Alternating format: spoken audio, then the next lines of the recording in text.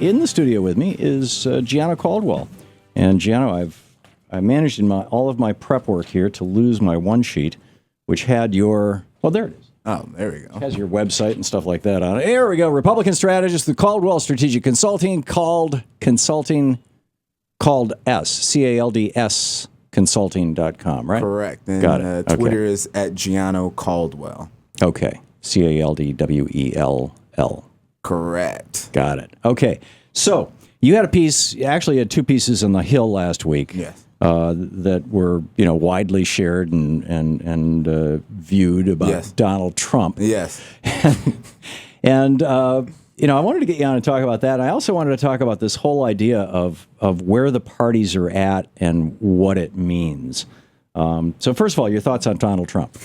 Wow. So I had two pieces come out, one last Monday, which was entitled Donald Trump, or Trump, a liability the GOP cannot afford, which some Republicans had a huge problem with. And as a Republican strategist, they are lambasting me, saying I'm a Republican hack. Those were the words some people use in comments, being paid by Jeb Bush to say negative things about Donald Trump, which is totally not true. So Jeb Bush is not paying you to say that? No, he's not. He's definitely not paying me to say anything about Donald Trump. As a registered lobbyist here in Washington, D.C., it would be okay with you if he paid you, right? Depending on what it's for. Right. But of course, I'm open for business, sure enough. Yeah. But so no, Donald Trump, which is a fairly interesting guy. I found him to be very interesting. And in 2012, when he was considering running, I think that was more like 2011 when he was considering running, I thought that he might actually be a solid candidate for president, a guy with his business credentials,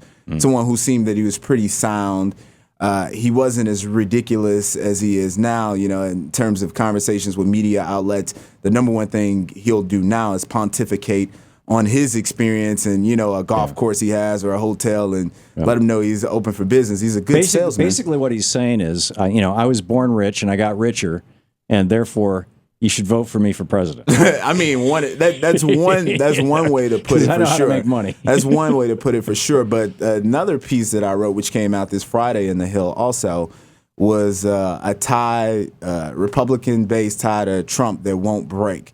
Right. And that's pretty much saying that Republicans, especially a lot of these base Republicans who voted to put Republicans in a majority in the Senate and House, are feeling very disappointed because they believe that the Republicans made a lot of empty promises they didn't deliver on. They feel as though the Republicans have helped President Obama in a number of ways, and whatever Democrats. I think not. Okay, so what about TPP and fast track?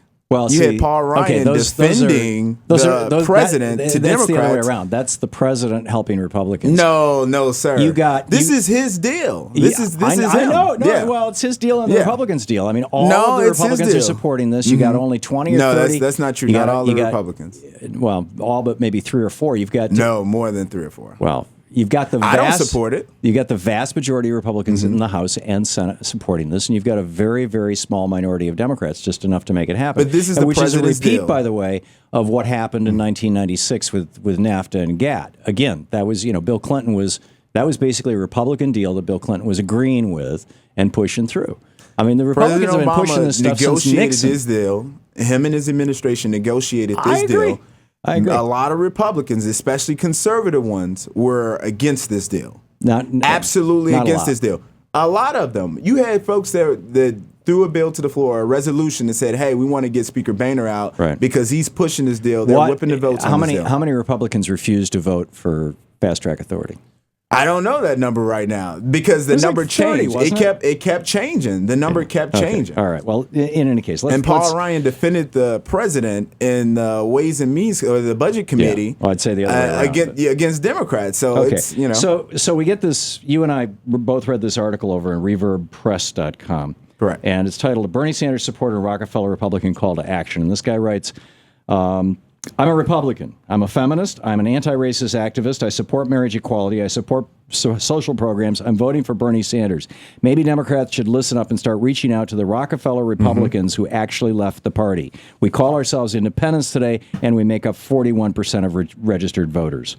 He says, I'm a Republican just because morons in the GOP have clung to the Tea Party and the theocratic fascists on the fringe right doesn't mean that I do. I admire and look up to a long history of Republicans who believed in compassion and conservatism. And he starts out with Dwight Eisenhower. And if we go back to the Republican Party platform of 1956, Okay. this is our great president, Dwight D. Eisenhower, has counseled us further in all those things that deal with people. Be liberal, be human. The record of performance of the Republican administration on behalf of working men and women goes still further. I'm quoting from the Republican platform, 1956. The federal minimum wage has been raised for more than 2 million workers. Social Security has been extended to an additional 10 million workers, and the benefits raised for 6.5 million. The protection of unemployment insurance, by the way, these are all Democratic Socialist programs, has been brought to 4 million additional workers.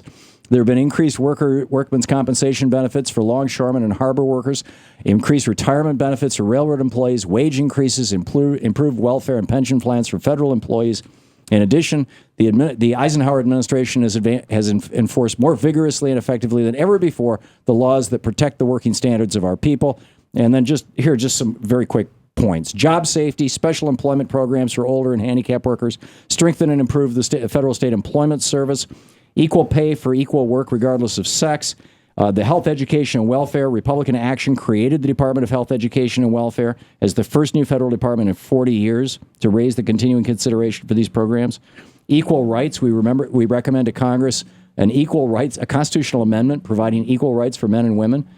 Civil rights, the Republican Party points to an impressive record of accomplishment in the field of civil rights. Immigration, the Republican Party supports an immigration policy which is in keeping with the traditions of America and providing a haven for oppressed peoples, and which is based on equality of treatment, freedom from implication of discrimination between racial, national, and religious groups, etc. Yeah. This is now and then if you go and you look at David Koch's platform when he ran for vice president in 1980 as a libertarian.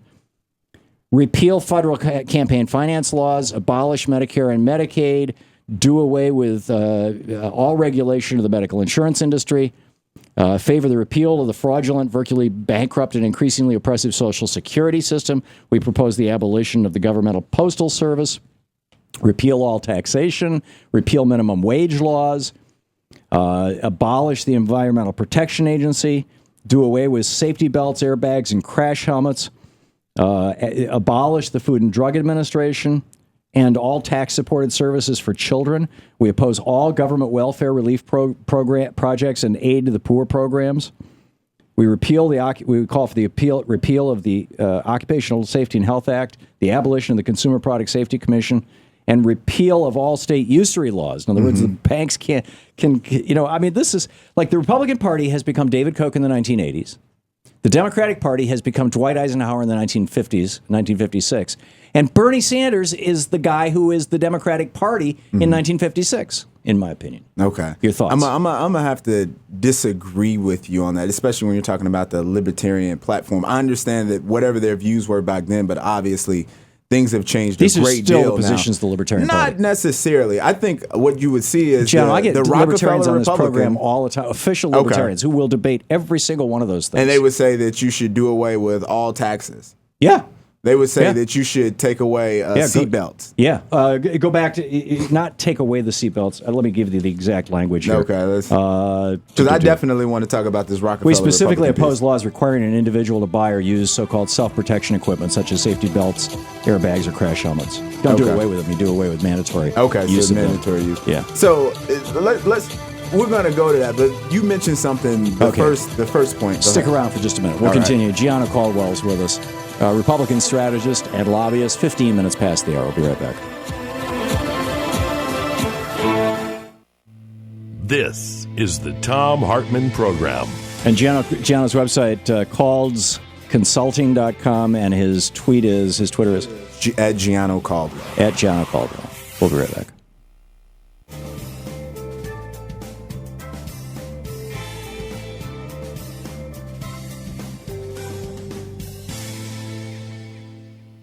Welcome back. 15 minutes past the hour. Thom Hartmann here with you, and Gianna Caldwell with us. You were going someplace. Yeah. So this piece here, Barney Sanders supporter and Rockefeller Republican call to action. I found it to be a very, very interesting piece, especially some of the things that were put out there. I'm an anti-racist. Racism is real, alive, and rampant in our nation, which I completely agree. both systematic racism and active racist acts. I absolutely agree. When you're talking about Black Americans walking through a war zone every day, 100% agree. Incarceration rates higher, I agree. I think there was a point made in here where Black Americans are arrested, charged, and locked up for using drugs such as marijuana when it's the same rate as white Americans. I agree. But the thing here that no one mentions, and I'm writing a piece on it right now that'll be coming out in the Hill this week, is the fact that Republicans in the Senate are addressing these very issues. When you're talking about racism in America, you're talking about incarceration rates, you got a bill that Senator Chuck Grassley has proposed, which will change mandatory minimum sentencing laws, and it would actually increase for white-collar crimes. And I think Illinois, which is my home state, I'm from Chicago, Illinois, they did something very similar where they decriminalized marijuana, which has led to the state penitentiary system being, what's the word I want to look for? There hasn't been as many African Americans incarcerated. Right. So that is a positive point that Republicans are putting on the books right now. You won't hear many folks on the left talking about it. You won't hear many folks in the media. Republicans are calling for the decriminalization of marijuana? I think Republicans are they're calling for mandatory minimum sentencing reform, which will include that.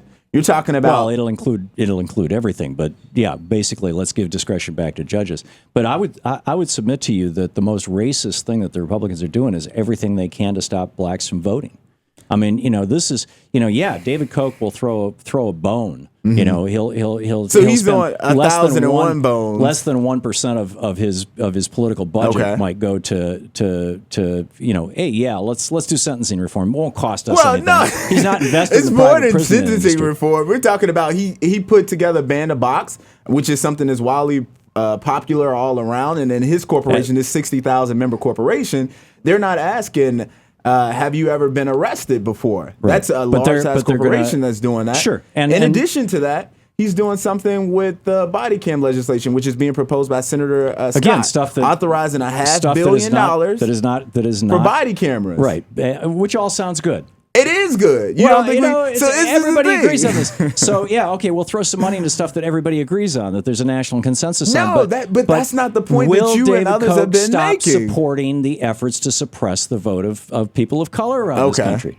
He won't. I guarantee you. This is, and I'm looking at this through the lens of where I was born and raised. In Chicago, Illinois, in Cook County, the largest county in Illinois, there has been running rapid voter fraud throughout the entire county for years. Nonsense. 4 years. Yes, the Democratic Party has ran the state of Illinois, including the largest county in Illinois. And there was a number of races, the Chicago mayor's races, where there was voter ID fraud time and time again, where they weren't asking for voter IDs. They were using dead people on the road and voting on behalf of them. I see there being a necessity. Put it in jail. I don't believe it. I see there being a necessity to ask for IDs. Why not ask for IDs? George Bush spent $74 million looking for cases, for 6 years, looking for cases of voter fraud in the United States. You think he didn't send the feds to Chicago? He found nothing. He found 34 cases in the whole country. We'll be right back.